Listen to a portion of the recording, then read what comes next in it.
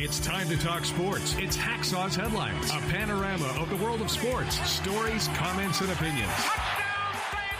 Now, here's iconic sports talk show host Lee Hacksaw Hamilton and co-host John Riley. Who wants to talk sports on a Thursday? We do. From the DIXIELINE Lumber and Home Center studios in San Diego, we welcome you to our Thursday podcast as we kick off our great sports weekend. Good afternoon, everyone. This is Lee Hacksaw Hamilton, along with my co-host, the irreverent John Riley, who normally broadcasts from left field with his opinions. And for the next hour or so, we are going to talk sports. Our podcast is brought to you by DIXIELINE Lumber and Home Centers, 9 locations in San Diego. If you've got projects, we want you to look to them for materials. If you've got projects, look to them for ideas as consultants, DIXIELINE Lumber. And by North County Eye Center, Poway and Escondido, with a very special offer for those of you who need vision tests. Think about this. Go to these people. These are the people we've done business with. North County Eye Center offering free eye exams when you tell them you listen to Hacksaw and North County Eye Center's commercials on our podcast, North County Eye Center. John, an unbelievable amount of late-breaking stories. You got a lot of topics on the table. Heading towards a great sports weekend. Yeah, great sports weekend. You know, usually you send me the headlines a few hours before to get the graphics going, and then I'm just getting text messages, update this, add this on. It's something. Now, before we get started, we do this podcast Mondays at 1 p.m. normally, Thursdays at 1 p.m. normally. At the tail end of every podcast, we turn the podcast over to you. We call it Fans Forum. John invented the idea. John is going to explain to everybody who's joining us right now on live stream how you can be part of the show, Fans Forum. John? Fans Forum. Okay. We already see Jamie and the Hawk that are already in line. So if you got a question or comment for Leah, for anything in the world of sports, just type it in the live chat on Facebook, X, or YouTube, and we'll get you involved in Fans Forum at the conclusion of Hacksaw's Headlines. And a reminder, I have a website. I write on the website every day. You should check my website every morning. You won't find this volume of information anywhere else. And after you go to leehacksawhamilton.com, there's a big orange box on the homepage. Fill it out. Then you become part of Hacksaw's Insiders Group. You'll get emails of all this special stuff that we're doing. We want you to share, tell everybody who we are and what we're doing now, because we did it on radio this way and it was a success. Yes. And I'll tell you what we're doing right now on live stream. It's bleeping brilliant. So share and subscribe. When you subscribe, and John, how do they do that on live stream? How do they do that? Okay, well, you can subscribe wherever you get your podcasts. That's for one. You can subscribe on YouTube. You'll get alerts. And despite what you say, we're not doing it at 2 a.m. with the updates, but we do update periodically throughout the day. We've got content going, new stuff every day. So join Hacksaw's Insiders Group. Lots to cover, some good, some bad, and then some very emotional. Right at the end, I'm going to make a statement about what today represents. John, you wanted to start with baseball. The Padres are so frustrating this series in with the Angels, which is horrible. The Padres situation's terrible, and now they're beset by injuries. 4 of the top players are now out. Manny Machado with the hip flexor injury. I'm glad it was not a hamstring, but hip flexors take time to heal. Machado is in the middle of a real bad slump. Now he's dragged his batting average up to 244. We don't know how long he's going to be out. I would assume at least a week. This comes on the heels of the setback again for Yu Darvish with the groin. Maybe a week he'll start throwing again. The lengthier setback, Joe Musgrove. This could be another 4 to 6 weeks for the Padres. They're just in all kinds of shape right now. None of it is really good. And, of course, they don't have Xander Bogaerts. The guys they have are playing as hard as they can. Tatis had a 4-4 night. Cronenworth has had a real good bounce-back season. But there sure are holes other places. And the thing that's driving me crazy and driving him mad, errors, guys thrown out running bases, guys picked off. Can't believe how careless they are, how many runs that they have eradicated from the guys getting knocked off the base paths. So that's a big issue. Trade rumors. The rumors are out there that A.J. Preller's talked to Miami about veteran left-hander Jesus Luzardo. They tried to get him from Oakland a year ago. I've talked again to the White Sox about young right-hander Garrett Crochet. The problem is they're going to have to give up something significant. I was told the people are asking for Ethan Salas, the bright young catcher who's currently learning his trade at AA baseball. I just don't know that Preller is going to be allowed to do that. There may be other guys that he can trade for at a lesser price, but obviously they're shopping to try to find somebody that they could plug in to the rotation. This is complicated because the Athletic and the UT are now both reporting that ownership has kind of inferred to AJ Preller, we're not taking on bigger contracts any longer, and we want you to stop, quote, thinning out the farm system. So if they're mandating you can't make a deal to bring on somebody's $5 million contract, or they're mandating, no, you're not trading Ethan Salas or Leonardo DeVries, the Class A shortstop. Now, Preller doesn't have the assets to move because they want to see this roster grow with young guys, so that's an issue. And then on top of everything else, what we had with Tuku Marcano, the lifetime suspension in baseball. I guess I could call it a tragedy, but he's not a star. I guess I could call it stupidity. Yeah, very much so. I also guess I could call it he's the victim of where he came from. The bulk of major league, minor league players who've been disciplined by baseball in the more recent couple of years is that a large proponent of them come from Latin America, which probably means lack of education, probably means people he runs with he has not separated himself from. Problem is, guys are now making money that they've never, ever had before. $275,000, the minimum is $450,000. The next year's minimum goes up to $700,000. This is money that these people from dirt poor Caribbean countries have never had access to. Now they got spending money complicated by who they're still hanging with. It's terrible that he would do this, Marcano. And what's even more shocking to me is there were 4 other players who've been suspended, those guys for 1 year, Marcano for his entire career, and a couple of them were Americans. Nobody pay attention to Pete Rose. Nobody reads the signs on the wall about gambling in major league clubhouses. Nobody listens to the spring training seminars the union puts on. I mean, one of them is a journeyman relief pitcher with the Oakland A's, Mike Kelly, who reinvented his career, and now he's gone for a year. So it's really sad, but I think the biggest issue to me is just the lack of education or the inability of players to understand the depths of the damage if you bet on sports, if you bet on baseball. So you got the Ohtani mess with Mizuhara, his personal aide. You got the ongoing investigation for David Fletcher. We're waiting results on that. And now you got this discipline. I think the odd thing is the companies that are doing the gambling have their own security division. They notified Major League Baseball of gambling irregularities on the accounts that these players had. They turned these guys into baseball security and said, we have noticed this. You better pay attention to this. So, I mean, the jurisdiction is out there. I think the help is out there with Major League Baseball. But I think what really bothers me the most was now we've seen all this in spring training with Mizuhara and Ohtani to Fletcher to these guys. I think it's the tip of the iceberg.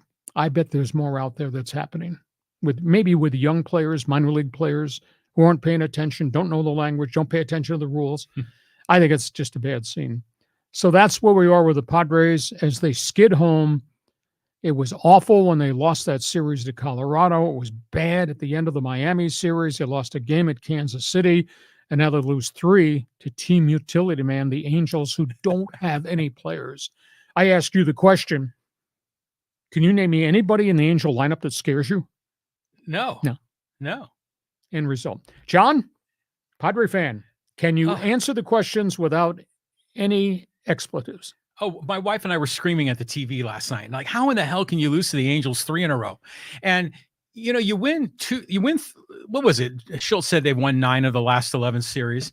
If you've won 2 out of 3 for 3 series in a row, which is good, and then you go 0 for 3 in Anaheim, then you're back to square one. You just wiped out all those winning series.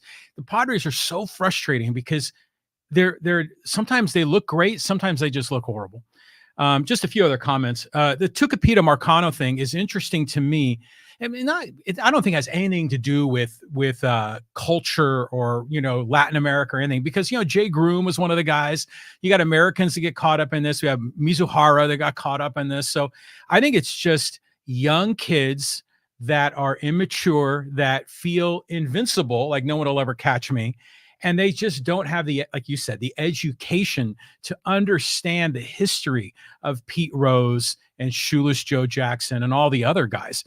That's the thing. But it was weird to me that Marcano was a lifetime suspension instant, where the Ohtani thing kind of dragged out. And then a few of the other guys just got a 1-year suspension. So I'm not getting this inconsistency. Marcano's depth of the suspension and discipline is because he bet on baseball games. He bet on the Pirates while he was with the Pirates. Now, Jay Groom and these other guys, this happened 3 years back, 4 years back in some cases. They were in the minor leagues. They bet on Major League Baseball games. Can't do that. Or maybe they bet with a bookie. You can't do that. That's why they only got a 1-year suspension. They were not betting on their team while they were on the roster, etc. That's why Marcano's suspension was lifetime.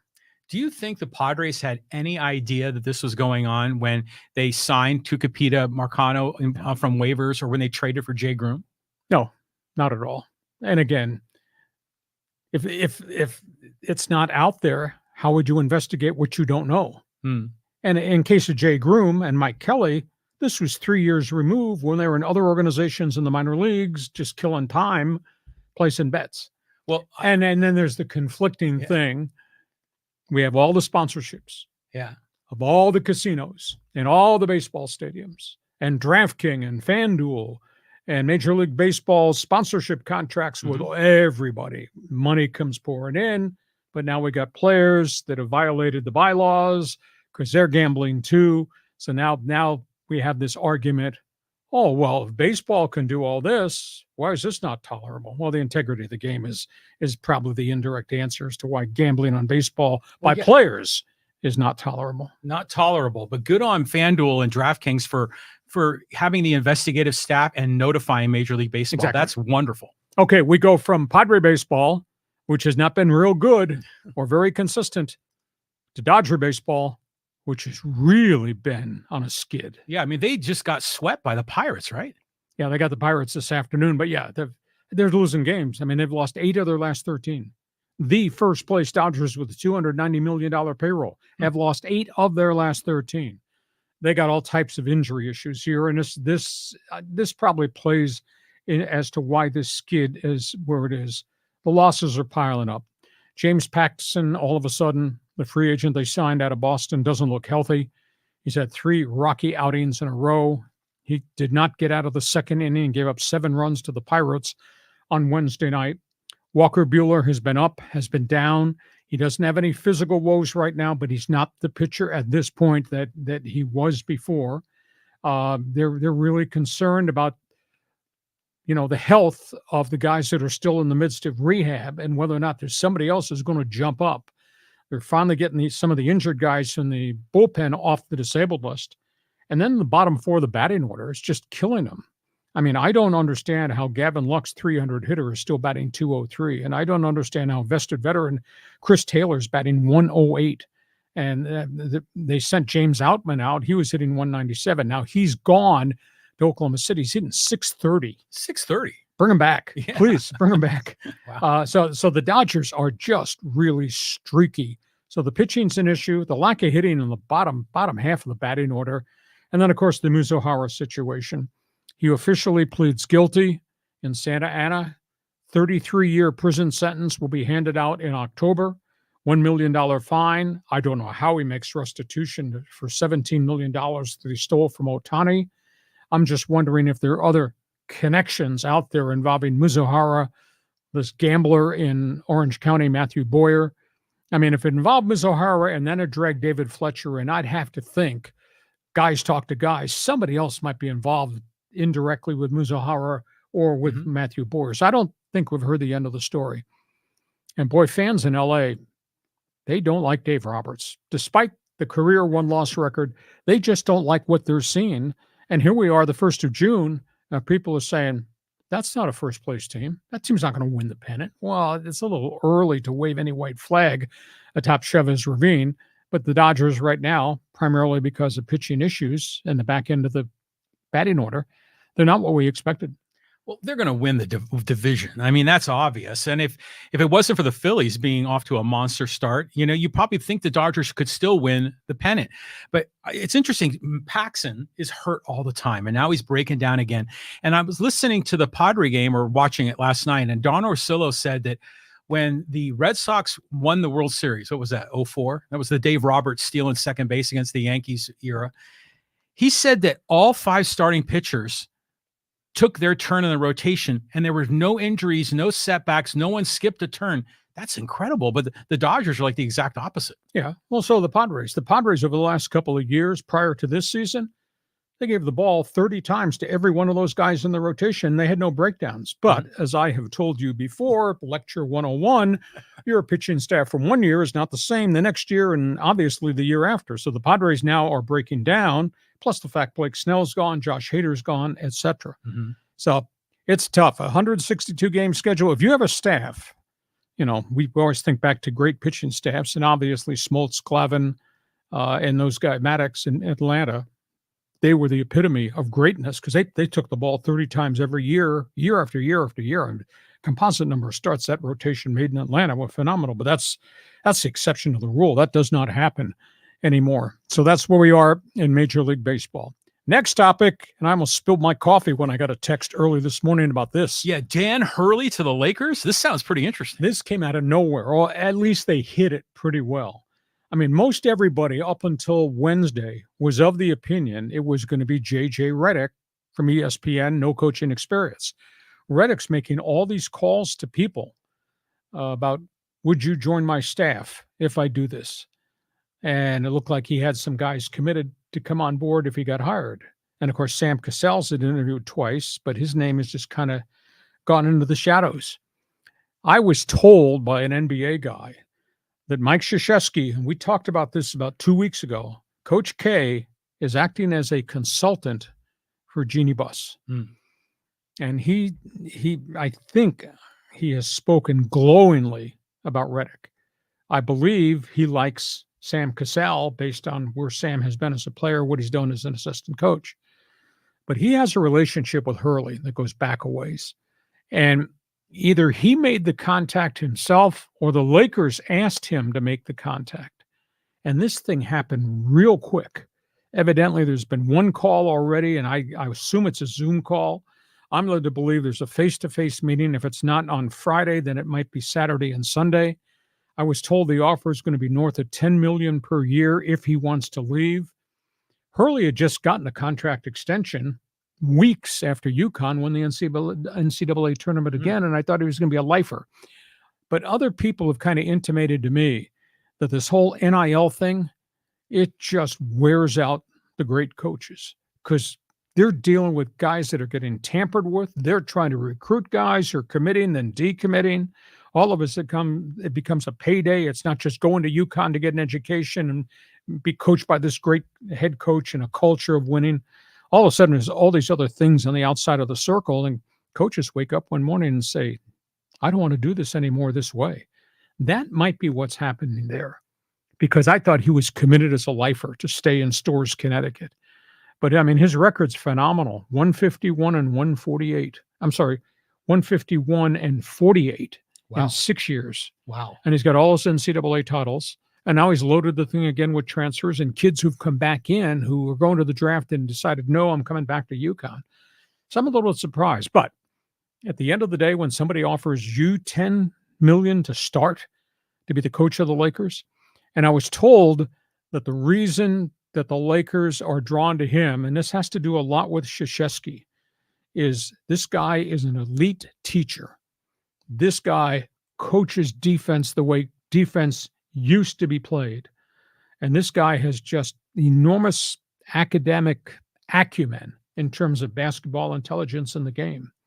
And if you watch the way UConn plays, that's a byproduct of who he is, what he teaches, and how the players respond. And evidently, King James has signed off on this. Really? LeBron like about 12 noon on Thursday, just before we came out in the air, went on Twitter, said, damn good coach. So maybe this is going to happen, and this happened real quickly. But I'm led to believe that Coach K, based on his relationship with Hurley and the Hurley family, may have made the call on his own and back to Jeannie Buss and said, I think I'm getting positive vibes from this guy in Storrs, Connecticut. And they said, wow, if they got him, yeah, I'd sign off on that document too, wouldn't you? Oh, absolutely. I mean, we were looking at Sam Cassell and JJ Redick, and we're like, this isn't quite right. I mean, Cassell would be good, but he wasn't going to get you excited. Getting Dan Hurley. I mean, this guy's the real deal.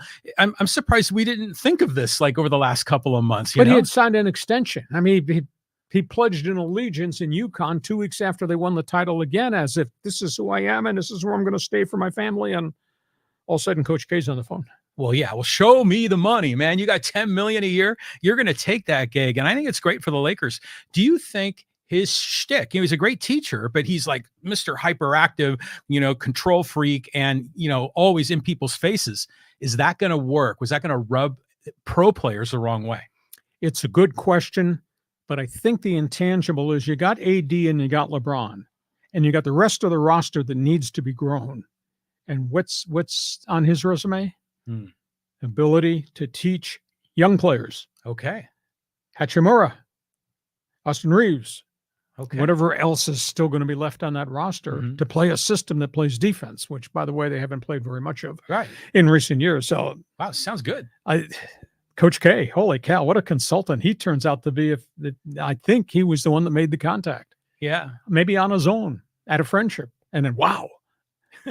Well, I mean, imagine, just for the sake of the fun discussion, imagine if they hired Bobby Hurley. I mean, that would have been a real disappointment. But Dan Hurley, I mean, LA fans have got to be excited about the possibility. Read the resume. Yeah. Period, exclamation point. Exactly. Here we go. We go from that. Let's talk about what's going to happen right now. Yeah, it's the NBA Finals are starting. The Mavericks, are they like a number 6 seed? And they got all the way to the final game or the final series. Dallas did not have any home court advantage in any of the playoff series, and they won them. They won every series, having to do it on the road. That's awesome.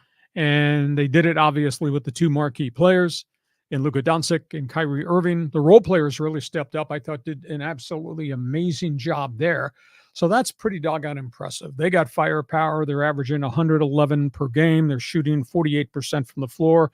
I think they're hitting 39% of their threes. And they got, for the first time in a while, the whole Dirk Nowitzki era, they didn't have a lot of depth. Well, they got depth behind the two big stars there in Kyrie and Luka. But Boston's got star power, and Boston's got talent, and Boston's got bench, and Boston's won 76 games this season, including the playoffs and the regular. 76 victories, and they're just blowing people out. I think Boston's going to win this series. Now, their coach is a little bit different than Missoula. He's just really different in terms of substitution patterns and yelling at people, and players responded to him. And they've been building towards this. This whole thing goes back to the Danny Ainge era when he was the general manager, and they stockpiled volumes of picks, and they were going to get to the playoffs, and they kind of stalled, and they blew Ainge out, and they went a different direction. But this is a pretty good Boston team, pretty deep basketball team, and I'm picking Boston to win. I don't think they're going to sweep them. I just think Boston's got too much firepower and too many people off the bench, and Luka and Kyrie have to play way too many minutes to make this happen. Boston's averaging 117 a game.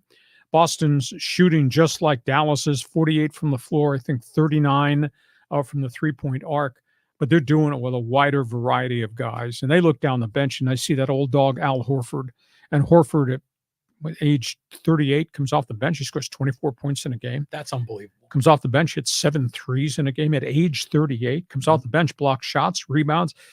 So I just think there's too much Boston, too much green for the Dallas Mavericks to win this game. And John Riley, standing out of the three-point arc. Don't shoot any air balls. Go ahead, give me a response. Well, yeah, I mean, the Celtics are loaded. Now, they have that new coach. Remember, the previous coach got in trouble, right? Yeah, he got fired. He went to Houston a year after all those discipline issues and the issues with female employees. And Idem Udoka. He did a hell of a job with the Houston Rockets, and they're on the brink because they have a high draft pick. Right. They're on the brink of becoming a really, really good team. He's a good coach. He just made some bad decisions away from the court. Well, good on the Celtics for recovering from that, because that could have set them back. Yeah, but the players, they saw the players there. The players are amazing. And guys like, Jason Tatum, we saw him at Duke. We kind of knew who he was. But a lot of these other guys like Derek White and Jaylen Brown, I don't really remember them from college days, but boy, are they great pros. But my heart is with the Mavericks. I kind of like this Kyrie Irving redemption story. Sure.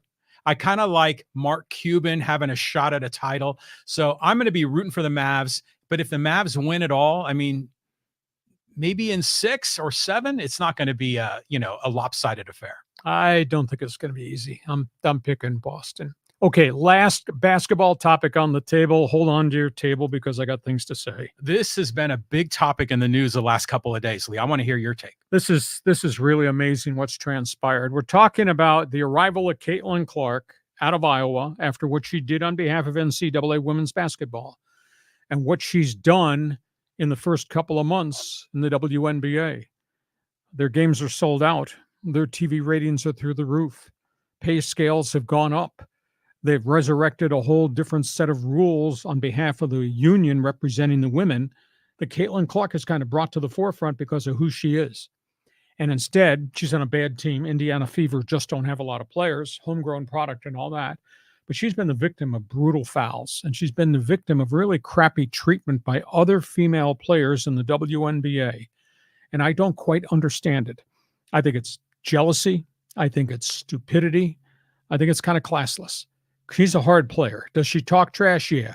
But there's a lot more trash being talked by other people. And the hard fouls, she's had really violent fouls in 4 games in the last 2 weeks. Fouls that could have resulted in shoulder separation or a broken forearm. I'm talking hatchet shots. Mm-hmm. Yeah. And the Indiana Fever went to the WNBA and said, this is not permissible. This is a great player who's getting butchered by the Angel Reeses of the world, who are then acting like punks celebrating on the sideline when Caitlin Clark gets knocked out of a game because she gets shaken up. I mean, we're talking forearm shivers to the neck, to the back, face first plants after getting tripped. Mm-hmm. Just a lot of crapola. And then you see the Chicago Sky led by Angel Reese standing on the bench cheering and going, yeah. Now, Angel Reese has been fined a couple of times for what she just did. But why is it like that? And I stand up and say, that woman has meant so much to women's college basketball, and her arrival in the NBA has now made the whole thing very, very different. You need to appreciate, A, she's a star and how good she is, and B, what she's brought. Pay raises for all the stars in the league, more visibility, record TV ratings. By the way, you're not flying commercial flights at 12:05 a.m. You're now on charters every team because of the impact that Caitlin Clark's had. So I'm shocked how crappy people have been to her. And now the fans are starting to come to her side. There was an incident on Tuesday night where the Chicago Sky got hassled at a team hotel getting off the bus on a road trip because of what the Chicago Sky people, led by Angel Reese, did to Caitlin Clark. So now the fans are at the team hotel begging on these other WNBA players for doing what they did. So, John, you standing next to Caitlin Clark, or are you pointing at her across the court? This is a complicated issue. Okay. Oh, here we go. And I mean, it's way beyond the scope of sports. Is she the golden goose that's bringing a lot of attention to the WNBA? Absolutely. That's obvious. She's getting punked because she's a rookie and because she's the star, and they're going after her for that, kind of like an initiation sort of thing. But is Angel Reese getting the initiation? Because she's a rookie too, right? So there's a bit of a disconnect, inconsistency here. People are saying this is race-based, and it depends on what angle you look at it. Because I think when white people see a black player pulling a thuggish move and knocking over a white person, I think some white people get all up in arms about it. And then other times, black people might react differently to that. And it turns into this racial thing when maybe that wasn't really the intent of the forearm shiver. It was mostly because she was the top of the heap. And the WNBA players are probably saying, well, we've been here for years. We've been kicking butt and, scoring points. And, we're all stars. It's not just Caitlin Clark. Yeah, but they may have been stars in a league that nobody paid attention to, and you were making horrible salaries, and your travel conditions were brutal. And this all flipped and changed with the new TV deals that were generated because of her. So respect the player. You know, is it like a fraternity or a sorority, and they're kind of punking her? Because I think it's deeper than that. You know, and I think of Angel Reese, and the only thing I think is a year ago, LSU, when they eliminated Caitlin in the NCAA tournament, and she was the one who was walking down the court. My ring, look at my ring. Yeah, look at my ring. In her face, turned around, look at my ring. Caitlin Clark didn't respond, just walked away. Well, but Caitlin Clark did it to her previously. And that's why the whole thing, you only saw the second punch, as it were, in that whole thing. This is nuts. The societal implications, and it's crossed over into mainstream news, and everyone else has got an opinion here. But have you ever seen any other sport, any other athlete that has gotten this initiation treatment? Not in the WNBA. I'm sure some of that stuff goes on in the NFL and to a degree, maybe in Major League Baseball, but not to the tune like this on national TV. It just kind of, wow. Now, the media is involved in this too. Yeah, of course. ESPN, they got some warring factions on ESPN. First of all, Stephen A. Smith pops off and is talking about Angel Reese, Caitlin Clark, the incidents, etc. And he goes off on one of his tangents. If he was driving a car, he'd be going down the gully. He goes off on a tangent about, I support the NBA, WNBA, and I've talked women's basketball and all their stars for years and years. And one of the co-hosts, Monique McNabb, comes on and said, what are you talking about, SAS? You had 3 years to talk about the WNBA. You never mentioned the WNBA on any of your TV shows until Caitlin Clark showed up and became a conversation point. So she's African-American. She's begging on Stephen A. Smith. And then you got Pat McAfee. Former player turned loudmouth talk show host. So he's in the middle of this diatribe on ESPN also. And he calls her a white bitch. Why would you bring that into the conversation? That is a terrible thing to say.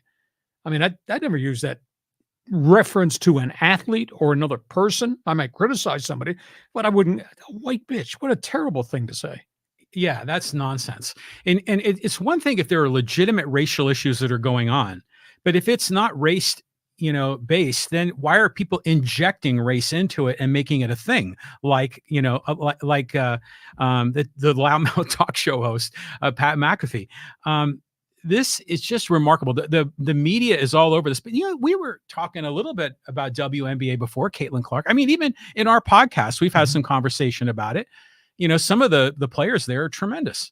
Oh, sure. But the history of the great players, but they were great individuals. Now suddenly this becomes a great league because there's been such an influx of great players from South Carolina, from LSU, obviously Caitlin Clark from Iowa. There's a lot more, quote, talent level there.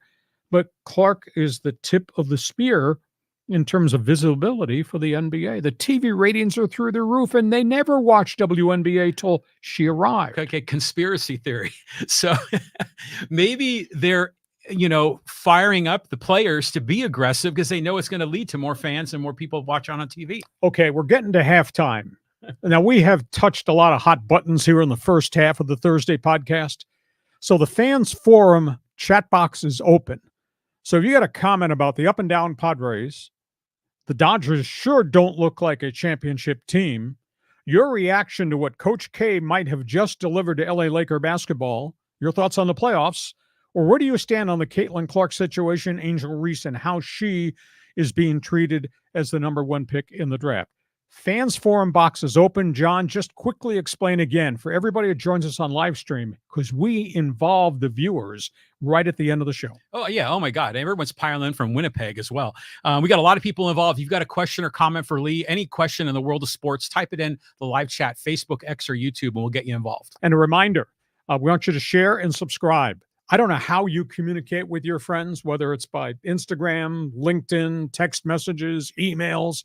Tell them what we're doing Mondays and Thursdays on this podcast. And we want you to subscribe wherever you get your podcast so you'll get the alerts every time we put something up on the YouTube channel, because we do that virtually every day of the week. And check my website, leehacksawhamilton.com. I write about sports. It's there every morning. And read my one man's opinion column about today, today is D-Day and what it means, my one man's opinion column on my website. We're at halftime. Our podcast is brought to you by DIXIELINE Lumber and Home Centers.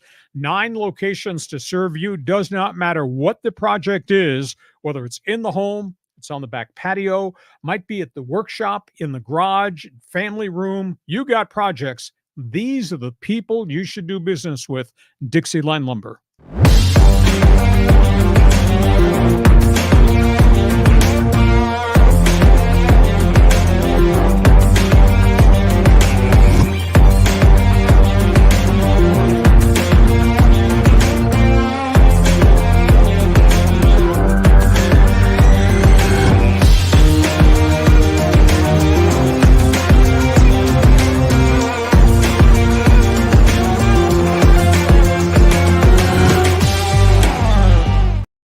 And our podcast also brought to you by North County Eye Centers of Poway and Escondido. You live in and around San Diego. You need help with your eyes. I want you to look at this offer that North County Eye Center has made, a free vision test for anybody who watches our podcast. And then, of course, a big discount, too, at North County Eye Center.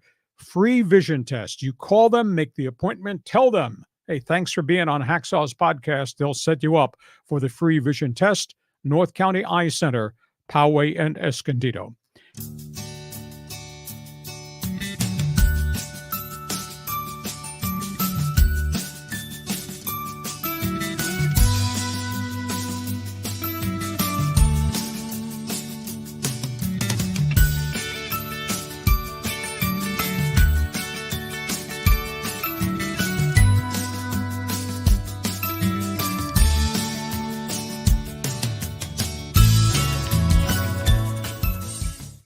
We roll into the second half, and we've gone from baseball to talking lots of hoops. We're going to talk a little NFL football now, John. Yeah, I mean, with OTAs, people are cashing out, getting big paydays. Yeah, it's really interesting story. NFL Notebook, now the mandatory camps are this week, and then everybody goes on vacation until training camp opens in mid-July. Mandatory camps, the big storyline, not necessarily the draft picks in camp, but the biggest storyline is who's out of camp. And the 49ers are making news on a lot of different fronts. First things first, is somebody going to be traded in San Francisco? Because it kind of looks this way. San Francisco is moving towards having major salary cap issues. The 49ers just gave a massive contract extension to the top running back in the league, Christian McCaffrey. They have given him an extension now that runs through 2027. Average salary, all-time record, $19 million per season. Christian McCaffrey, over 3,900 all-purpose yards in 2 seasons in Frisco, wow, along with a total of 39 touchdowns. I mean, this is do everything, and he's been healthier in Frisco than he was with Carolina. But this comes at a price because they've given him money, big money. They obviously have to take care of Brock Purdy, who's headed into another year of his first contract. They've already given big money to Deebo Samuel. And Brandon Ayuk is not in camp. He is the other star wide receiver. Ayuk wants to be paid equal, if not more, than Deebo Samuel's. I think San Francisco is going to wind up trading Deebo because they're through the roof in terms of the salary cap. And I think that they feel Ayuk has much more upside. Deebo does more diverse things, but Deebo also has a history of getting hurt. So that's a real issue there with the San Francisco 49ers. The Rams situation, they are really excited about Blake Corum. In fact, he is kind of pushing to the forefront to be a 3-down running back. Now, of course, they have an injury issue with Kyron Williams, last year's heavy-duty back, the kid from Notre Dame he was hurt as a rookie, had a great second season. Now he's hurt again. And Blake Corum has taken a zillion snaps with the number 1 offense led by Matthew Stafford. So suddenly, the Rams look like a very, very different offensive football team because Blake Corum has just really made a big, big jump. So that's a storyline worth watching. Another storyline's got to do with the Vikings. Justin Jefferson, just back that Brinks truck right up there to the back of the workout facility. He finally got his contract, got a 4-year extension, $35 million per season. And it's like everybody at the top in the NFL, when they get their new contract, it's better than the last top contract. Mm-hmm. So because Justin Jefferson's gotten to 35, You got the guys in San Francisco that want their payday. Hey, if you can get 35, I should get 30. You got the Bengal wide receivers are both asking for 30. This is kind of an epidemic around the National Football League. So this bears watching as we go forward. And speaking of contracts, let me throw this sidebar story in there. Dallas Cowboys, they got all kinds of unique cap issues. Now, historically, they've always solved their cap issues. Dak Prescott is in the final year of his deal. So he's a free agent. They're not going to let him on the open market. He can't be franchise tagged, though. So it's got to be an extension with big bonus guaranteed money at the front end. His cap figure this year is $55 million against the cap. So they're going to have to somehow, some way get that number down, and it will be as a multi-year extension. But that's not the only one they're dealing with. They got to deal with C.D. Lamb, the young stud wide receiver. And he's looking at what Minnesota's guy just got and what the other guys are getting in Frisco. He wants his payday. And the third guy is Micah Parsons, a superstar linebacker. Now, he's got 2 years left on his deal, but he's kind of barking about, maybe you should extend my contract now. Give me state-of-the-art money now. I don't want to wait 2 more years rather than have it now. So keep an eye on the Dallas thing. Now, historically, they've paid their stars. They've always had cap issues. They always work it out. It'll be fascinating to see what they do. So John Riley is going to talk about his favorite team, the 49ers, and go from there. Well, I'll tell you what, if these guys want big money and they see all the money flowing into the NFL and the salary cap going up, I don't blame them for wanting to get $30 million if they think that's their value. I mean, show me the money. There's a lot of money going around, so go for it. Congratulations to Justin Jefferson. He deserved it. Absolutely. Great player. Unbelievable. But Christian McCaffrey to me is an interesting guy because I didn't really watch him too much when he was at Stanford or at Carolina, but when I watch the Niners, he's so durable, and he's just getting knocked around, tackled, running into guys, and yet he's so durable. And then meanwhile, last night, Manny Machado pulls a quad, like running to first base. It's just amazing how durable Christian McCaffrey is. I mean, he should be making $30 million. He's obviously worth it. Well, $19 million is phenomenal. Nobody's ever made, I think, north of $12 million per year as a running back. And the durability factor, the life expectancy of those guys is not that long. I would assume this might be the last contract he gets, because he'll be 31 if he gets to that finish line after this extension in 2027. But you're correct. I mean, he is everything. He is as complete a big back as there is, because he can run it and he can catch it and run with it after. And he gets lots of touches. He's probably north of 300 touches a year, which means there's an awful lot of contact around him. He's a modern day number 33, Roger Craig. Not bad. Yeah, that's who he's like. So that's the latest in the NFL. We go from that. Hockey Hotline is open. Yeah, we got the Panthers and the Oilers League. Big time Stanley Cup final here. This sucker starts on Saturday. So these teams will have had a week off and they'll be able to get everybody healthy. This is a Florida team on a mission. It is a Panther team that got to the Stanley Cup Finals last year, did not know how to win, but has become a big-time scoring team, a big-time physical team. Florida is just on a mission now that they're back in the Cup. And I don't think anybody expected this, but I'll tell you what, Sam Reinhart scored, I think it was 57 goals in the regular season. And they got Sam Bennett, and they got Alexei Barkov, and they got Carter Vanderhaeg, who scores a ton of goals in postseason, and they got Matthew Tkachuk. I don't know how the hell you're going to defend all those guys because they're all on different lines. That group has scored 39 goals in 18 playoff games. I mean, Florida is really good, and they smother you. They make it so hard to get into the offensive end of the zone. And they got Sergei Bobrovsky at age 36. That's having a career year with a ton of experience. Now, Edmonton's got Connor McDavid, and they got Leon Draisaitl, and they got Zach Hyman. Those guys, listen to these stats. Those three have combined for 29 goals in 19 games. Wow. Those three have combined for 77 points in 19 games. You can argue it's a one-line team, but nobody can contain them. And I've never seen anything in modern-day hockey in the playoffs. In the playoffs, there's no open ice. It is tough to create offense. Edmonton's got 19 power play goals, and Edmonton has killed off 28 straight power plays. And Edmonton limits the opponent to 24 shots per game in the postseason. I mean, that's a really complete team. Now, I don't know who is the real Stuart Skinner in goal, and maybe somebody from the old Canada Network will tell us. His goals against is 2.50, and that's the exception to the rule. Normally, guys with those kind of numbers are not playing this deep in the Stanley Cup Finals, but He's had a couple of really bad games. He got benched, but then he's come back. He's really bounced back. So I think this Florida Edmonton series is going to be fascinating. And full disclosure, I'm wearing Oiler orange. Okay. Well, I thought you were going to roll in with some of your gear from the Oilers. This is going to be a great series. The more I'm learning about hockey, the more I appreciate it. I like this thing about the Panthers being real tough in the third period, and that's when they wear them out and shut them down. But here's a rookie hockey question for you. The goalies that go in, are they like starting like 80% of the games, or is there kind of a rotation like baseball pitchers?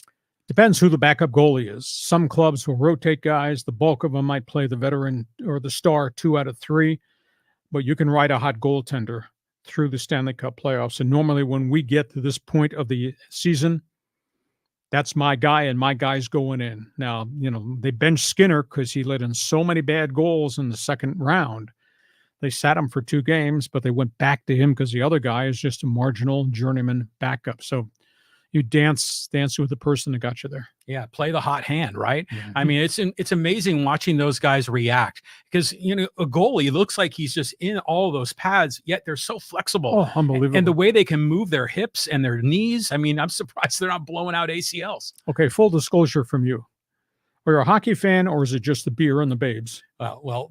You know what? There's a lot of women that love hockey. You can see them in the stands. I mean, you just answered the question. Yeah. Don't say anything more. Your wife will be coming through the curtains here. Okay. We go from hockey. Got a couple of other topics on the table before he gets to fans forum. Go ahead. Okay, let's talk about the thoroughbreds. 10-horse field at Belmont. Yeah, Belmont Stakes. It's not going to be a Belmont Park. Belmont Park out on Long Island is under renovation.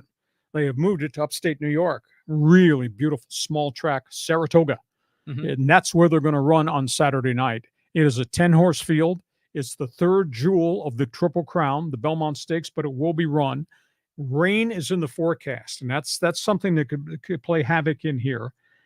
There are multiple big stories. It's a 10-horse field that's got 3 horses that everybody likes. It's a 10-horse field that does not have the top 3-year-old in the country. Muth, Bob Baffert's pony, is not in this race. Muth had been scratched from the Preakness because the horse got sick after it shipped into Pimlico, and Muth could not run in the Kentucky Derby because of the Bob Baffert suspension. So this is weird. I mean, this is a lost 3-year-old season for what many thought was going to be a great, great horse, Muth.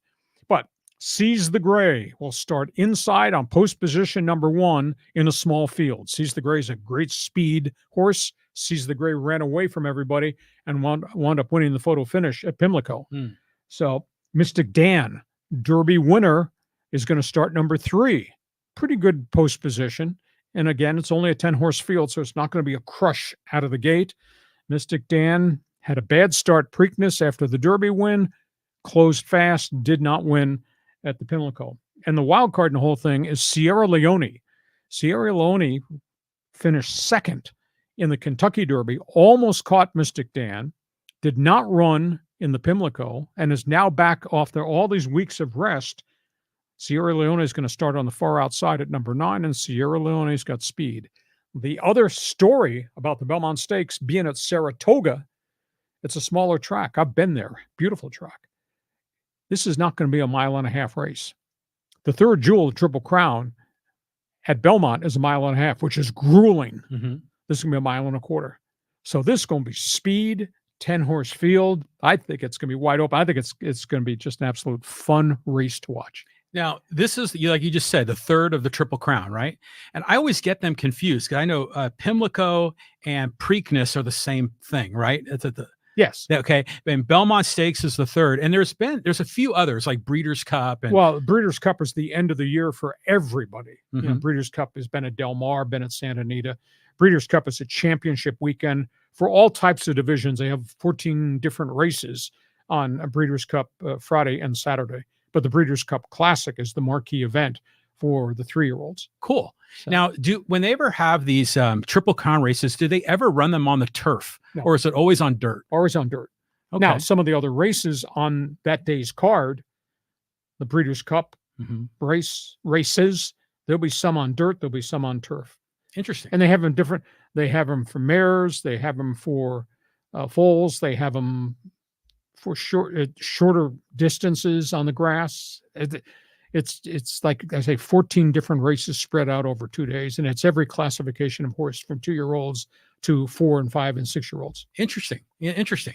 It's just a fascinating sport. By the way, Mystic Dan, whenever you say that, I think of Lieutenant Dan from Forrest Gump, So, but yeah, good on. I'll tune in for that, for the Belmont Stakes. See, I know what I'm talking about. You thought you were just sitting there shooting the bull over a beer with some dummy. Well, I watch enough baseball and basketball. It's nice to get a little variety. Our variety is the last topic on the table before we go to Fans Forum. Go ahead. Yeah, here we go. English Premier League, Manchester City looking good. Yeah, there's a lot of trouble brewing right now. There's a money war that's going on. Let me just walk through some of the hot topics. At this hour in Europe, the English Premier League, John, is voting on a proposal to remove VAR. VAR is instant replay. Mm-hmm. Some clubs in the EPL are really upset, say we must fix the game. We have to put the human element in the game. VAR, video assistance for referees, has not worked. Now, they did a survey. They found this past year in the English Premier League, as they just completed the season, there were 107 referee corrections thanks to VAR. You got the call wrong, VAR overruled you. There were 31, no, where they made a decision on VAR, and it still turned out to be the wrong decision. So there's a huge uproar over, quote, instant replay in soccer. They need 14 votes to get rid of VAR. The voting is going on today, so I'm sure by Friday or Saturday, we'll find out. Second issue, the champions, Manchester City, who won their 4th title in a row. They have a huge lawsuit against the English Premier League, which just filed this week. Manchester City is of the opinion that EPL does not have a right to dictate to the owners of Manchester City or any other EPL team, dictate to them how much sponsorship money they can bring in. There's financial bylaws about what you can bring in, bookkeeping, etc.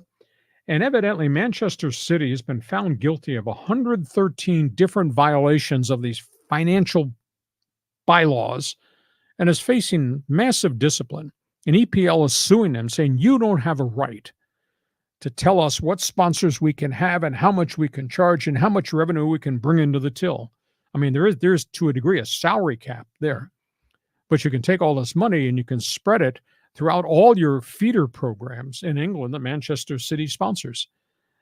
So that's a big issue there with this lawsuit. And on top of that, evidently this comes around because Manchester City has a sponsorship agreement with a Saudi Arabian airlines company. Mega money. And EPL says you can't take that money without saying it's blood money, but you can't take that money. That's a big issue. So Manchester City's at war with the leadership of the English Premier League. And on top of that, we got player issues. Kevin De Bruyne, great veteran, has been with Manchester City 9 years. Had kind of pledged his loyalty to stay, changed his mind. Why? Guys over there, Saudis offered him volumes to go, something to the tune of like $21 million a year to leave Manchester City. Wow. And because of the cap, Manchester City can't pay that. And Kevin De Bruyne is looking at going there. And there's some other clubs that got some other player problems. Liverpool, which has had a good run for a bunch of years, might be about to lose Mo Salah, who's been their goal scorer. He's had problems with the coaching staff. He's getting approached from Saudi Arabia there too. And one other note, another lawsuit in soccer. Kylian Mbappe, great French star, Paris Saint-Germain, has left. Has gone to Real Madrid, signing a big contract. Paris Saint-Germain is refusing to pay him the final 4 months of his salary and his bonuses. There's a dispute in his contract that said he could be a free transfer and go to Real Madrid with no compensation. Paris Saint-Germain says, no, you can't. We had agreed to an $86 million transfer fee for their superstar to exit Germany or France and wind up going to Real Madrid. So now that's in a lawsuit. They are suing Real Madrid for breach of the contract. You're supposed to pay us $86 million. He's suing his former club because they've withheld 4 months of salary and all of his bonuses, which is a large amount of money in the pool. Wow. So a lot of stuff going on in the world of soccer. Video replay. I can't believe they'd kick it out because, I mean, it's a game played by humans. You don't put the human element back in. Referees made 103 mistakes in key games last year. And do you want to get rid of video replay, John? Yeah, well, you got to get the video replay right. We want to see this game's called accurately. You know what I'm just thinking, just a weird tangent is, you watch a Major League Baseball team and they want to go to video replay. The manager does this. But in soccer, the referee usually does this, right? I mean, what do they do in the NFL and what do they do in NBA for that sort of thing? Do they have like a guy turns his mic on? Okay. Upon further review. Okay. That's how they do it. But it's just a ton of money in the league. And, if you're trying to have the EPL to be the Premier League and you're competing against Saudi Arabia, why do you have a salary cap? That can only hurt you as players defect. The problem is that they've negotiated it because the English Premier League does not want to be a 2-team league or a 4-team league. They just don't want to be Manchester City, Manchester United, Arsenal, and Liverpool, because you got 16 others who can't compete at that financial level if you had an unlimited salary cap. And on top of everything else, about 2 years ago, there was a proposal to form a European Super League. And that was FC Barcelona and Real Madrid's idea. And they were going to take AC Milan from Italy, and they were going to take Paris Saint-Germain, and they were going to take the top teams from England and form a global Super League. And the English Premier League said, no, you are not. These guys have signed documents. They cannot leave. And they went to court, and the courts ruled you can't touch the English teams. And then suddenly the idea evaporated real quickly. But the scary part was, if they had taken all those teams, the marquee teams in each of the leagues, they would have the mega TV contract, and there'd be no TV revenue for what was left behind in the English Premier League or Serie A or La Liga in Spain. I mean, it would have been devastating for the ones that are not included in the formation of a Super League. So it hasn't happened yet, but that rumor is still out there. Sounds like NIL and the way these conferences are combining. Bingo. Yeah. Link it Big together. 10 and the SEC. Hey, our podcast is brought to you by North County Eye Centers of Poway and Escondido. Take them up on their offer. If you need an eye exam, we haven't had one in a long time, think North County Eye Center offering you right now free eye exams and a discount on eye frames. Just sell them. You are a viewer of Hacksaw's podcast, North County Eye Center. And by Dixieline Lumber and Home Centers, 9 locations to serve you. Build it, fix it. Guarantee you will enjoy it in 2024 at Dixieline Lumber. I'm going to take a break. John Riley is going to host his segment of the show with his fans. Here comes Fans Forum. Yeah, you're not taking a break because they all want to know what Hacksaw thinks. So let's go here to Jamie. And he says, why do the Padres play good with good teams and awful with bad teams? It's so frustrating for fans. Oh, drives it crazy. I wish I had an answer. Hell, Mike Schilt wishes he had an answer too. I mean, they got guys who are just not having good seasons. Again, Manny making all that money. He's got, one home run? Fernando Tatis had lousy start. Now he's starting to hit again. Cronenworth has bounced back. But Hassan Kim has been lost all season offensively. It's just not a complete team. And now you got the baggage of all the injuries right now. Now, yeah, there's a lot of baseball to be played. But, John, they've pissed away an opportunity to close on the Dodgers. Yeah. And the Dodgers aren't playing great ball. Dodgers have lost 8 of their last 13, and they're far from being a complete baseball team because they got injuries and a bunch of guys at the bottom half of the order aren't hitting worth a lick. But the Padres have, quote, pissed it away. Yeah, it's insane how horrible it's been. I mean, think about it. For a while, the big three were dragging us down, and Cronenworth and Profar and Arraez were carrying it. And now it's the other way around. Now Machado and Tatis are hitting, and everyone else has gone in the doghouse. Now they're off today, and then they travel to they got Arizona tonight. They're home. Oh, they're home. Okay, but yeah, stupid me. I thought this quadrant of the schedule. Don't you call me stupid? Stupid me. Mm-hmm. I thought they're going to put together a 10-game winning streak. Yeah. Playing the Angels, the D-backs, and then the Athletics. Yeah, all the A teams. Yeah, right there. Yeah. And that's not going to happen. No, not at all. I mean, it just blows your mind. You watch this team. It's so frustrating. Okay, let's move on. We got a Caitlin Clark comment. This is from Brett. It says, Caitlin Clark is getting rookie treatment. I'm tired of people saying players are jealous of her. I'm also tired of the negative racist undertones said about Angel Reese. I don't know how to answer that because I think she's being victimized because she is a marquee personality and she has brought something really different. I think all the players that are banging on her ought to realize her impact on this league has been tremendously positive. There are benefits now that the Angel Reeses of the world and the other ones with the LA Sparks, etc., have not been getting. And now they're getting it by virtue of this next star arriving on the scene. So, but the trash talk, I guess trash talk can be part of it, but is it hard to show class? Show class and appreciate what she's brought in terms of visibility to the entire sport. Is she the best player in the league? I don't think so. No. I think, but she's growing and she's good and she's worth watching. But I mean, she got hatcheted 4 games in a row. I'm talking about violent hits that could have injured her neck or broken her forearm, and as Angel Reese jumping for joy after Caitlin Clark gets plastered on the floor. What was that? Yeah, what is that? The whole Angel Reese Caitlin Clark relationship is inconsistent, because we saw them in the LSU Iowa ring, show me the ring, and they were smack talking, and then later on they said, oh, we're all friends and we all know each other and we get along, and she's not my enemy, but we're just competitive on the court. And now Angel Reese is a cheerleader giving high fives to her players when they stick Caitlin Clark. So is it a love-hate thing, or what is it, Lee? Show a little class.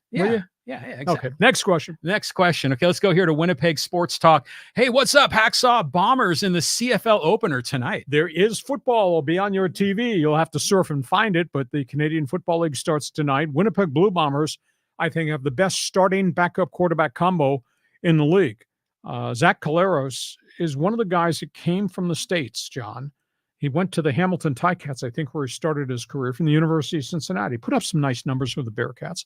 Went up there, developed, had some success. Went to Winnipeg as a free agent. He's won, I think, back-to-back Grey Cups. And he's the leading passer in the CFL. And they got a backup who was here in the NFL, Chris Strevler, with the Arizona Cardinals. He's the backup, but he had been productive in Winnipeg prior to jumping to the NFL. Now he's gone back after a couple of years with the Arizona Cardinals. Winnipeg's a really good team. It's weird, though. You have 9 teams in the league. I think only 5 of them have established quarterbacks, and the other 4 are kind of wandering out there, hoping at whomever we got. There's a salary cap issue in Canada.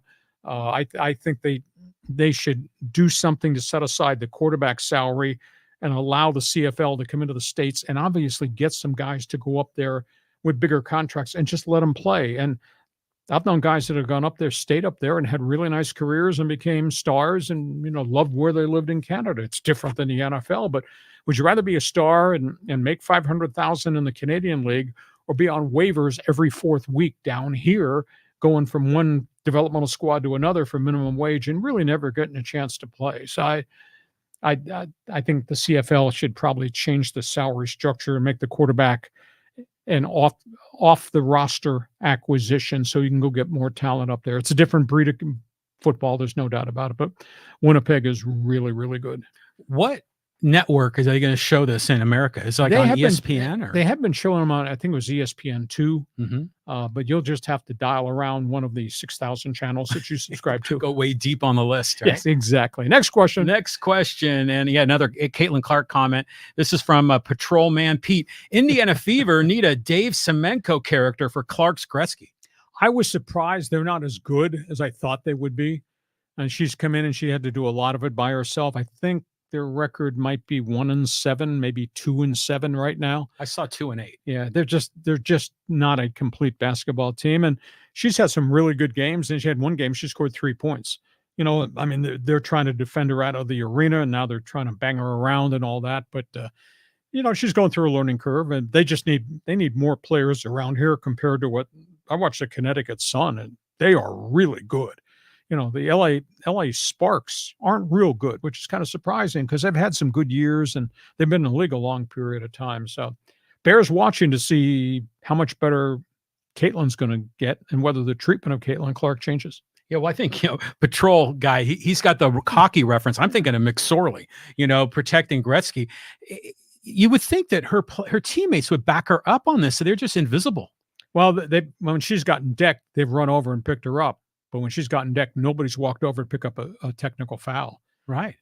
They got to fight back. Exactly. If that Chicago Sky center who tomahawked her, I'd walk over and I'd body bang her. If I took a technical, I took a technical. But you need to send a message. You're not going to do this to our star. Mm-hmm. Yeah, That's where we are. Next question. Next question. I've got a hockey question here, and we'll go here to Callan. It says, hey, Lee, what would you name the Utah NHL team? I like the Blizzard, but I'm sure the Avalanche would call foul. Well, I was told today they cut the list down to the final 6. The fans vote, and they came up with 6, and I don't understand some of the one. But my favorite one is Utah Blizzard, because you can put an identifiable logo with it. But they came up with something really absurd, and I can't even recall I didn't even know what it meant. And they didn't have something like Utah Wolves or Utah Sky or Utah, some mountain climbers. So they got it down to 6. I will say this, though. They have taken, in 1 month's time since the Arizona Coyotes moved, 34,000 season ticket orders. Really? For full season or half season, whatever. I mean, it's just phenomenal, the response in the region, just not Salt Lake City, just in that Rocky Mountain region, the people who want access to buy either the full plan or the half plan. The arena, I'm told, is going to seat 12,000 for hockey, unrestricted views, and they'll try to jam standing room only in there too. So that's quite a response. Hell of a lot more than they used to get for the Arizona Coyotes, who are drawing 5,000. Well, you're talking about absurd names in Salt Lake City, and I think the Utah Jazz have to be one of the most absurd names. Well, but that came from New Orleans. Well, yeah, it made sense in New Orleans. When they moved to Salt Lake, they should have rebranded. They could have been the Utah Mormon Tabernacle Choir. That would have been better than the Utah Jazz. Okay, these are the 6 finalists: Utah Blizzard, Utah Outlaws, Utah Mammoth, Utah Venom, and Utah Yeti, Y-E-T-I. Yeah, that's Sasquatch. That's the that's the abominable snowman. No, then the Yeti and the Seattle Kraken. That's stupid. Blizzard, Utah Blizzard. You can do a lot graphically with Utah Blizzard. Hey, Canada, thanks for joining us. Next question. Okay, and a bunch of Caitlin Clark comments, but let's see if we can get here. This is from Derek. He goes, I love that women's sports are in the news. Don't like it. Don't like when it's like that, though. Well, I just think it's a bad look, because I think the Angel Reeses of the world really look like they're jealous and they're stupid, and they're not paying attention to all the great things that Caitlin Clark has brought to the league collectively. Her TV ratings are through the roof. Never had these kind of ratings before. Their games are all sold out. I mean, it's just absolutely amazing. They want to see the star from college. Now, she can be a star in WNBA. Only time will tell. Yeah, I like the attention it's getting. I remember women's tennis used to be a big thing when I was younger, and not so much anymore. But yeah, let's get more women's sports going, Well, the LPGA, but the growth of those sports on the women's side, notably the LPGA and WTA, has exploded because of the greatness of players that have come from Europe. Right. And the greatness of players come from the Pacific Rim. I mean, they're just phenomenal athletes and phenomenal stars, and they've overwhelmed.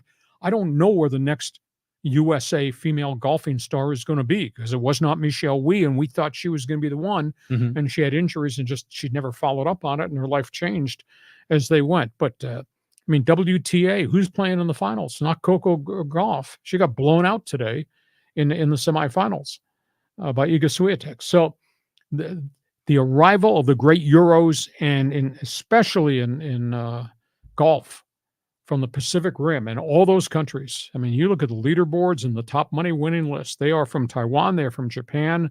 It's South Korea. I mean, it's phenomenal, and it's great for the sport to have all these people. But where's our next American star?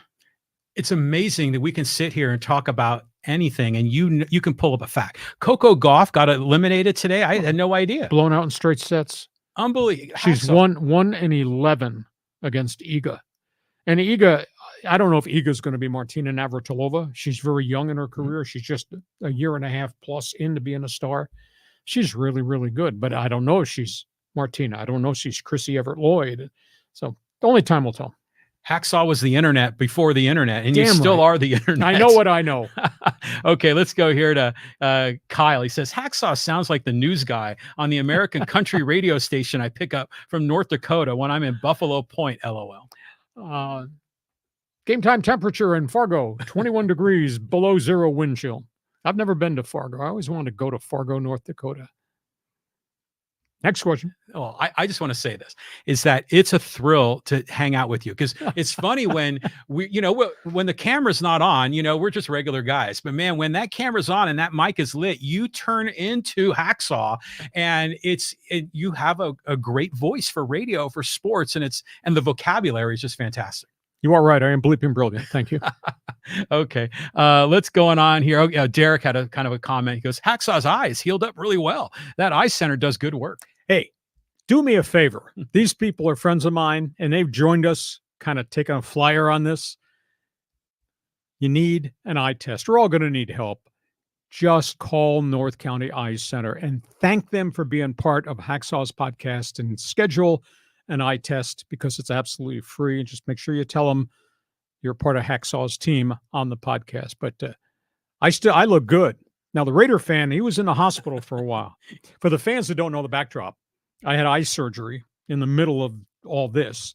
And I came in one day and I had a black eye here. Oh, it was huge. Because of the injections. Yeah. And it wasn't painful or anything. It just looked really bad. And everybody said, what the hell happened to you? You walk into one, lose a fight? I said, no, you got to see the Raider fan. He's still in ICU.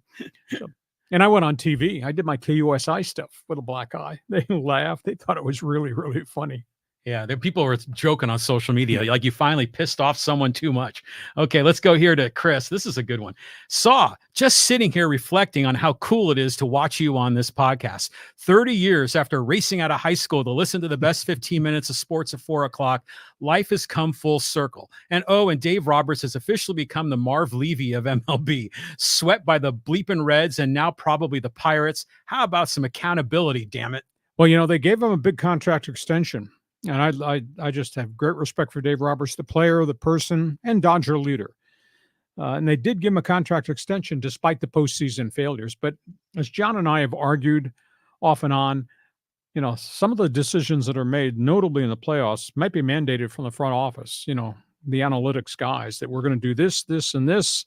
And if you go to the bullpen, this is the guy we want you to go to, et cetera, et cetera, et cetera. So I don't hold him fully responsible in Dodger postseason failures, but this sure does not look like a $290 million team. I mean, injuries are indeed part of the game, and a lot of people forget, Max Muncy's on the deal. They have 12 guys still on the disabled list, most of them pitchers, and that's out of the control of Andrew Friedman, the president, and the general manager, and obviously Dave Roberts, the field manager. But they're not a $290 million baseball team right now. Not when you compare them. What's going on in Philadelphia, who've had no injuries. What's going on at Yankee Stadium. I mean, those teams are like 43-19 now. And the Dodgers are just kind of spinning their wheels. There's a lot of baseball still to be played. Well, did you see the bit about Dave Roberts was kind of giving some love and a hug to one of the pitchers that got lit up? Yeah. And that was a cool moment. I mean, I think that's good. But it's funny, Marv Levy, I mean, that's a great comparison. I'm thinking of also Bud Grant. Exactly. That's the other one, that has lost a ton. But I do love seeing these people have how, for decades, you've been a part of their life and you've touched them in really special ways. And we were just joking about it before we started. It's like whenever you go around town, you were telling me you're at the workout place and you're trying to lift weights and people want to have a talk show with you. Yeah, it's cool. I'd go shopping at Vaughn's and they stop me in front of the meat counter to say, the Padres. It's absolutely hilarious, but it's great. It's, I've done this my entire life. I mean, I think back how fortunate I am. I've been doing this since I was age 18. Incredible. Talking sports and, radio, television, journalism, freelance writing, and now this. And you know how unique and different it is for an old dog like me, who's still got a Royal Manual typewriter in his garage to be doing this. I never thought this was possible. I got hired by SiriusXM I did weekends for 3 years on the home plate baseball channel. And I didn't know how any of that stuff works. Satellite, and I said, oh no, I said, am I going to move to New York and work for SiriusXM? And my family's house was in New York and we were making plans for me to go live in my family's house and commute every day in the New York City when Chris Russo, Mad Dog, was starting the Mad Dog channel. It didn't work out because of the economy, but I didn't understand how any of this stuff worked. They said, no, you can do the weekends, Friday, Saturday, and Sunday nights on the home plate channel and do it from home on your computer. I said, how's that possible? So I learned some technology along the way, but I still have my Royal manual typewriter in the garage. Stop laughing at me. I think you're one of the rare people that has been successful doing what you love in your career. Sure. You know, Despite all the bad things that have happened in my career, teams folding, teams moving, teams leaving my radio station, just getting screwed, but you got to be resilient. Okay, let's keep moving on. And let's go here to T. Will, talk about the Stanley Cup. He goes, I'm still stunned that the Oilers are in the finals. Well, they earned it. They earned it because their special teams played really well, and Stuart Skinner got red hot again. And those three bigs on that one line are just phenomenal. And here's the unique part of this. This series is going to start Saturday with the Florida Panthers.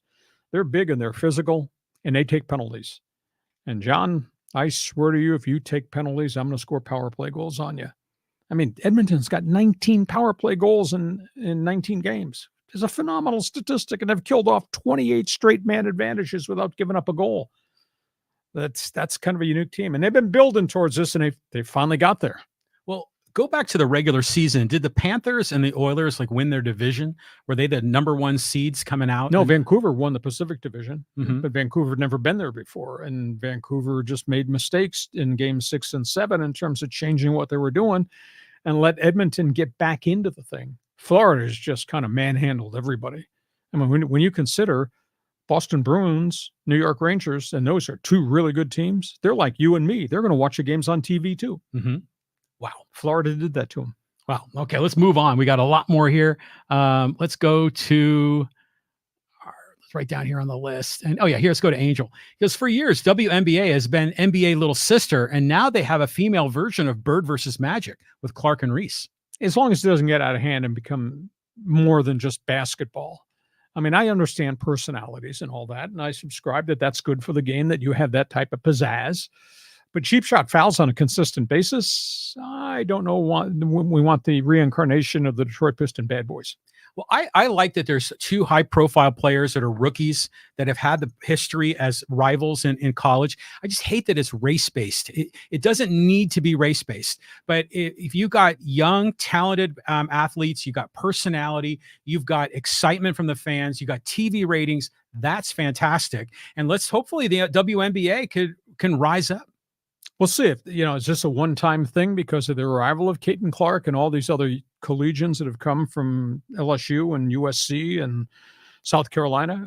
Or is if they now set a level here that they're going to continue to grow the base going forward. It'll be fun to see. I agree. Let's keep moving on, and let's go here to David talking about the English Premier League, and he says VAR just passed 19-1 to keep it. Well, there was huge uproar that we need to keep it and improve the technology. And there was some minority uproar. I think there's a lot of pressure that was put out there. Minority uproar put the human element back in the game. But when you have that many, it's a tough game to referee, especially offside calls and things like that. You got technology, use the technology. Now, that being said, NFL replay, it's not perfect. Major League Baseball, far from perfect. But you just got to work at it. So I knew that vote was today and was being taken. Of course, there's 8 hours time difference between here and Crystal Palace in England. So that's good that they kept it. Now they just got to refine it more. Yeah, exactly. Just get it right. Now, just as a side, I see VAR. You know what I think of is, wins above replacement WAR. There's a local social media guy here that does the Padres, the Divine Sports Gospel. He always talks about VAR, vibes above replacement, and, as a way to kind of stroke, jerks and profile. On we go. On we go. Okay, let's go here to Callie. He says, Chelsea and West Ham can probably roll with the big boys too. Well, they haven't recently. Now, West Ham's been a good side in groups of years. Chelsea's kind of gone through rebuild. The Chelsea Blues had a 3 or 4 or 5 year run in which they were really, really good. But that goes back into the mid-2000s. So we'll see. The problem is there is radical disparity between the upper elite in the English Premier League and the bulk that are down here. And there's just absolutely no way that these smaller communities, cities that own EPL franchises will have the revenue streams that will allow them to go into the open market and get star players. And if they develop their own players through their feeder system, that's great. But those guys then become part of the transfer program. And the Liverpools and the Man Cities and the Man United, they'll go in and they'll go in and cherry pick, and they will buy the marquee player from Crystal Palace or some of these others. And the other shocker, the volume of money when you get promoted into the English Premier League, it's like $180 million instant revenue for you to come up. But you're coming up with a lower division class of players, and you're going to have to go find players that want to come play there, and it doesn't work out. And this past year, we've had two or three teams that got relegated that had spent 1 year in and were so bad. Sheffield and a few others, they're gone. And they go back to the lower championship league, which is the second division of the EPL, but they lose all that revenue. So Leicester City had been a long time EPL, but it was a bottom feeder. And they finally got knocked out. Well, they rebuilt their franchise. They jumped right back in because they were the top qualifier from the championship league. They just got elevated. 3 go up every year. The bottom 3 from the EPL fall out. You go up, you get a big payday, but can you get good players to come there? And can you hold on to your players? The bad ones, 1 year, one and done, you're gone. It's a long road back, and some of them never, ever come back. I like the idea of relegation, and I think that could work in college sports in America. But what's interesting to me about the EPL, some of these team names are named after cities, like Manchester, like Liverpool, but some are not, like Arsenal, right? I don't think that's a city. I mean, and then Crystal Palace. I mean, what the hell is that? Is that... It's a community outside of London. Oh, that's actually a city name? Yes. I always thought it was a reference to like Prince Albert and Queen Victoria with the World's Fair when they had that big glass thing in the park. Yeah, you go around.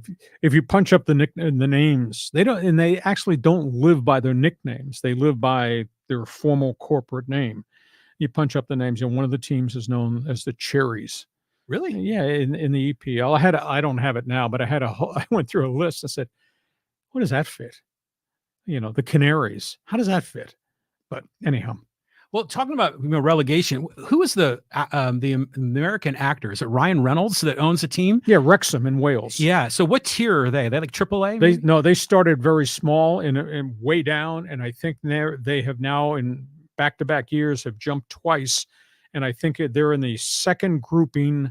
It'd be like AA soccer. It's not the Championship League, and it's not the Premier League, but it's the one right below it, Wrexham. Cool. Oh, and so does relegation happen all the way through? Okay, so people can ratchet up and ratchet down. Yes. That's a good system. Yeah, it's unique. So the Oakland Athletics could be in the Pacific Coast League if we had relegation. Okay, let's move on. We got some more comments here. And Callan says, yeah, Leicester City or the Foxes. Okay, let's go to social media because there's some good comments here in social media. And let's go here to Andretti, talk a little car racing. This is from who? Murphy. He says, I can't blame the FIA for not letting him come into Formula One. He treated his time in Formula One before very poorly. He burned a lot of bridges. His dad's awesome. I'm not a huge fan of him. Retreated Formula One very poorly when he tried to drive in, I don't know, 30 years ago. But yeah, he burned a lot of bridges for people, so I can't blame him for not letting them in. I wouldn't neither. The fact is, he's got a proven commodity record here with Andretti Autosports. Fact is, he's a global brand. Fact is, F1 is trying to grow their schedule here, and they want to have 5 races here stateside in the next 2 years, and it's a big money venture. Why would you not want to have an American brand running it? I mean, the only current American brand is Haas US, and they've struggled for 5 to 6 years, and they could be up for sale right now. Why would you not want Andretti's $250 million entrance fee? Granted, you say, well, then we're going to add an 11th team to carve up the pie rather than 10. But if you have Andretti as a focal point, it drives up global TV numbers. It drives up the TV contracts here in the States because it is Mario and Michael Andretti's team. As a young driver, he went over there to kind of cut his teeth, learn the sport, and then jumped. A lot of guys have tried it. Very few have done it. It's a very tough sport to operate in. And F1 says, oh, no, this is not an ugly American, anti-American thing. Well, it sure kind of seems that way. We're not talking about, they let Haas in, and Haas had no track record, and they paid their way in, and right now they're a bottom feeder. Andretti's got a track record and great credentials. Why won't you let him in if you're trying to grow the sport and the series here in the U.S., which is where all the volume of dollars are? He's not giving up. I mean, he's spending a lot of money to open up the factories, to build the chassis at Silverstone in London, England, outside in England. And obviously, he just hired the number 2 executive from F1, Peter Simons, to be his director of racing. And Simons' resume is he developed 4 different championship teams in Europe. So Michael has not given up despite the way F1 has treated him. You know, you say that Andretti has offered up a $250 million entrance fee. But I know, I can't believe I'm about to say this, but doesn't that sound low? You know, because NBA, NFL franchises are selling for 2, 4, 6, 10 billion, right? I mean, $250 million is all it takes to get into F1, a charter. But you have all the expense of your team. I mean, the volumes of what you have to spend to develop chassis, what you have to spend with Cadillac to develop engines, what you have to spend in testing, and then you have to hire superstar drivers and crews. I mean, it's got to be well over $1 billion investment. Oh yeah, to get in the front door. Yeah, I'm sure you got to do all that too, but so do NBA teams and NFL teams when they have expansion franchises. I've seen a lot of the social media comments, and there definitely is a little tinge of sort of European snobbery. You know, well, we don't need any more Americans. We don't need to Americanize this sport. We already have 3 races in America. That's 3 too many. You know, you hear there's some of that smack talk online. It's probably true, but they've also got about 6 teams that are not really competitive, that are just hanging on for dear life and don't ever win. I mean, Team Red Bull and Mercedes, you know, have dominated over the last 8 years, 10 years, but that thing's changing too. You've got proven success in name and brand, and Michael Andretti. Why not let him be part of this? Yeah, I agree. Next question. All right, let's go here. Statement. We'll talk about the Lakers, you know, because the big news here, but JC Thomas was wondering about the Lakers. He says, let LeBron leave, take Bronny with him. I'd rather have Sam Cassell over JJ Redick anytime. Well, I would have too, until what happened obviously yesterday. And I maintain that Coach K, Mike Krzyzewski, might be the trigger point for this. You know, the story that we just led with is that there's a meeting this weekend and they're going to offer Dan Hurley $10 million a year to come, which shocks me that he would turn around and leave after getting an extension to UConn. But money talks, people walks, and it's the Lakers, it's the banners, it's the history of a great franchise that's fallen into mediocrity. So, and for the fact that LeBron James just sounded off, damn good coach. You know, LeBron's kind of signing off that this works for him too. So we'll see what's going to happen. He's different. There's no doubt he's cut from a different cloth. Yeah. Well, I mean, you just hear all the stories about his father and how he's just so beloved in Jersey, right? Is where they're from. It's funny though, hearing fans like bad mouthing LeBron, you know, and we need to get rid of LeBron. And you've always defended him because he's always put up the numbers. I've often questioned if the chemistry in the clubhouse is right, but this whole Bronny element is a whole different level. Do you think Bronny gets drafted? And if he is, do you think he gets much playing time in the NBA? I can't imagine it. I think he gets drafted maybe at the back end of the second round. Maybe he gets drafted 55 by the Lakers, who have a late second round pick. I think there's been 5 or 6 clubs that have brought him in for the individual workouts. And from what I've been able to gather, the workouts have been pretty impressive. But he's also just a young pup. I mean, he averaged 4 points a game at USC and couldn't keep the starting job. He should have stayed in school another year. And is he healthy? Or stay healthy? Can he have no cardiac setback again? And they seem to think he's passed every physical, etc. So should have stayed in school. But based on potential growth, I think he's probably the back end of the second round now. But who knows what kind of player he's going to be. The league has got so many great athletes. It's such a tough place to play. All you need to do is go through the last 5 years of first round picks. You say, what the hell happened to that guy? And how come he didn't pan out? Yeah, it's amazing. Yeah, exactly. You know, so when is the draft? It's in June, isn't it? End of June, 27th and 28th. It's going to be a 2-day TV affair now. You're going to have the first round on the 27th, the second round on the 28th. Interesting. All right. Something to look forward to. Yep. Okay. We're still going here. Okay. Let's talk a little MLB history. This is a big news topic in social media about integrating these Negro League statistics. And this is from E.B. May. Says, I say let it be. It's history, right, wrong, or whatever. Negro Leagues need to be recognized. If this is the way for them, so be it. MLB has bigger problems with terrible umps and time clocks and rules to speed up the game. Who does that benefit? I concur virtually everything you said. We need to honor these people. There was a different era. There's no way to equate the level of play. We know how great Josh Gibson was. No way to equate what Josh Gibson did, hitting 370 in his life, against whatever that level of pitching was. my only point of concern when I broached this subject a couple weeks ago and I wrote a column on it is they're incorporating not only Josh Gibson's records with the Homestead Grays based in Pittsburgh, but they're also taking the statistics when they were on a barnstorming tour and they're playing semi-pro teams. They took whatever statistics they got there and they lumped them all together, which to me is kind of weird. But what I'd like to see, and again, this now flips back to separate but equal, or no, what's the correct phrase? No, that's it. That is the phrase. Yeah. It's like Jim Crow. Exactly. So if we had a set of Negro League stats that you could observe and say, holy cow, 370 lifetime hitter. And obviously you had Ty Cobb and Ted Williams and all the great modern day players. You had all their stats there. You could compare them without having to argue. My only beef is, they'd go on a tour with a semi-pro team called the House of David. They were Jewish. They were ball players who were Jewish. And they'd barnstorm the country and they'd draw crowds to see the Negro League stars. But they took all those stats from those games against the House of David semi-pro team and they incorporated them. That's the only barking that I'm doing about, geez, that level of competition. But the great players of that era, I wish there were more videos. I mean, I've seen a few odd videos of Satchel Paige in the Negro Leagues, and I don't know that I've hardly ever seen anything of Josh Gibson, and I've never seen anything of Cool Papa Bell, the elite base stealer. And I interviewed a whole bunch of those guys. So I think it's great they're being honored. I think that we're reliving a unique part of Major League Baseball that did not allow those guys to cross. And that was up until Jackie Robinson in 1947. Well, first of all, it seems like they should be able to weed out, the barnstorm games or the exhibition games. I mean, it takes a lot of research to go back and figure it out because you're probably going through old newspapers. But I just think it's not so much a Negro League versus regular MLB. I'll put that in air quotes, because even in regular MLB, you can't compare people from different eras. It's just too difficult. So I think, you throw them all in. Everybody is in the Hall of Fame or eligible for it.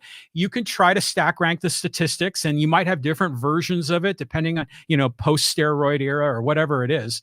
But I just think you just have to tell the story of baseball and not get too hung up on, is Josh Gibson better than Babe Ruth? Yeah. The baseball purists, I think, are a little bit bothered by it, but I've been to the Hall multiple times. I've been to Cooperstown, and it's like a shrine. It's like a historic church of baseball, as Susan Sarandon said. And well, it's not just the Hall of Fame, but it's the whole town. Yeah. And you go down the street and there are little restaurants with baseball themes and gift shops with baseball themes. And it's that beautiful, like, wooded tree area in upstate New York. And it just has all those warm fuzzies. Oh, Doubleday Field. Yeah. It's cool. I broadcast games. I used to broadcast the Hall of Fame baseball games. Really? I worked in upstate New York in Utica. We were the first ones. I went to them and said, hey, how about, because we had a big regional radio station. I said, how about we broadcast the Hall of Fame game? And he said, that's a cool idea. And this was even before it was ever televised. Now it's on ESPN and all that. So it's Doubleday Field. It's cool. Best time to go. If I were king and I was going back to Cooperstown next time, go in January when it's cold and snowy. And it's hardly anybody there. And you can go in there and get lost for 11 hours. Yeah. It is so cool. Well, don't bring the wife that day because she'll go crazy. But you can go there in the summer, in the spring. A lot of people do, but there's volumes and volumes of people. And I don't know if you get to see everything you want to see if you go when the place is packed, but go in January when it's cold and snowy, because then you can park out front and you can go in and I'll see you at 5 p.m. Well, what's cool what they've done is they've built a lot of baseball facilities kind of on the outskirts of town. And now it's a big thing for travel ball players to make the trip to Cooperstown. It's almost like a trip to Mecca, and then they get to play tournaments there, and it's a big deal. So, I mean, what a thrill for a young boy or girl to do that. Yeah. Hey, listen, in closing, today's a really special day. A lot of people don't pay attention to it, but today is D-Day. Today, on this day, all those guys went ashore in Normandy, and they were the first to step on that land to start the battle against the Germans to retake Europe. And I've been to Normandy. I've been to that cemetery. It's the most amazing thing I've ever experienced. And it drives home the reality that freedom is not really free. But that we are honoring all those who perished. I wrote a huge column on my website, my One Man's Opinion column today. I took time out from sports. I wrote about Normandy and my experience. It forever changed how I viewed everything. So if you have an opportunity, read my column. You have an opportunity, watch the news tonight. Google D-Day ceremonies. You'll just be awed. And I also told a sidebar story of how I went to the cemetery in Normandy. And we all know the pictures of the beautiful white crosses. Mm-hmm. And every cross has the name of the soldier who died, his home state, and the day he died. And the reverence on those grounds is amazing. Nobody talks. Nobody runs.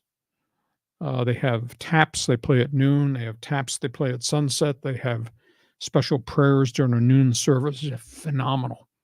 And I spent a day and a half there at Normandy, and then I went up a half mile up the road to a German cemetery. And this is the most amazing thing, John, is that after the Army drove the Germans out of that area, we were collecting our soldiers who died on the beach, died inland, etc.